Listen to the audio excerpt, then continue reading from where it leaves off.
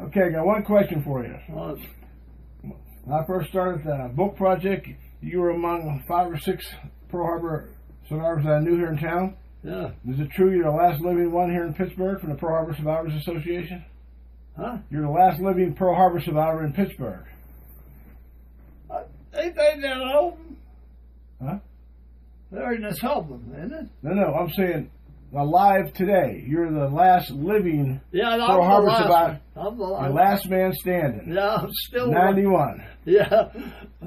Okay, we'll get you next year. We'll still say that. But like I said, look at all them pictures. All right. Go ahead. How'd you take care of the mules in Hawaii? Tell Debbie how you took care of them. And when I told them that we cleaned their teeth every Friday, we had a brush about that big, and you had a clamp you put it in their mouth and open it up, then clean it. And if your mule has a decay, he'll let you know. He'll swing his head. Oh. And if you had one, next day you take it down to the veterinarian, they give him Novocaine, they pull it out.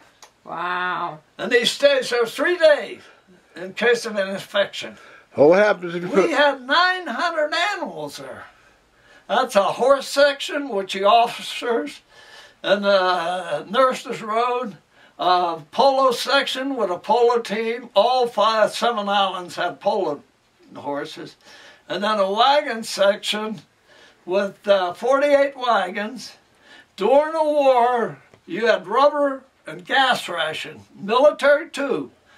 So the general made us put 1 wagon, 4 mules, and 2 men in each base. And then when the supplies come in, they unloaded it from the main truck onto the wagon, and then you went to all the outfits and give them what they're supposed to have. Wow. Same as laundry, everything. What happens if you get a... But the general got smart too. He went around, and these companies they went and put some of their vehicles on blocks to get the gas for the other ones. But the general got smart too. He went around, wrote the number down, and they sent a letter to him, turn him in. So they lost everything. They soon just left them on the ground and got the fuel. What did you feed the mules? Huh? What did you feed the mules? We fed them hay that was shipped from the States. Oh my. Because see that over there, and in their hay, they didn't have no any material in the hay to do them any good. Then they shipped the oats over there. And then the straw. They shipped everything over. Oh now, my. what happened, 1st of December, we just got a big shipment. 13 carloads of hay and 10,000 bags of oats. We had it all put in a storage where it was supposed to be. And when they strafed, they filled that all up with lead. The Japanese. We couldn't use it. Oh no. What We did you couldn't do? use it. The veterinarian said not to use it. And I'm getting ahead of myself. But when they strafed them, the veterinarian come up and he said, how many of the guys are here? I said, there was 2 of us. But one of them already got killed. He said, what? I said, 2 was sleeping in bed. And the guy was under the water trough with me, went in, and then when they strafed him, they got him too. So there were 3 of them.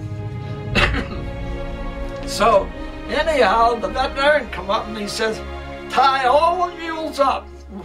Well, we had 287 mules. So we tied them, and we had to go with our hand on all the mules. See if they were hit. If they was hit, you'd see blood. So we tied them all up, nothing. Come back, and I told Colonel Clark, I said, we didn't find nothing. So he told the technician, he said, go down what they use for operations.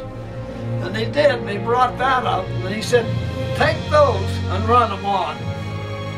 And if you see any blood on any of them towels, make sure you know when an animal would come off. And we did nothing. Same as the horse section, the polo section, and the wagon section. No, never hit them. I said the good Lord watched us. That's why.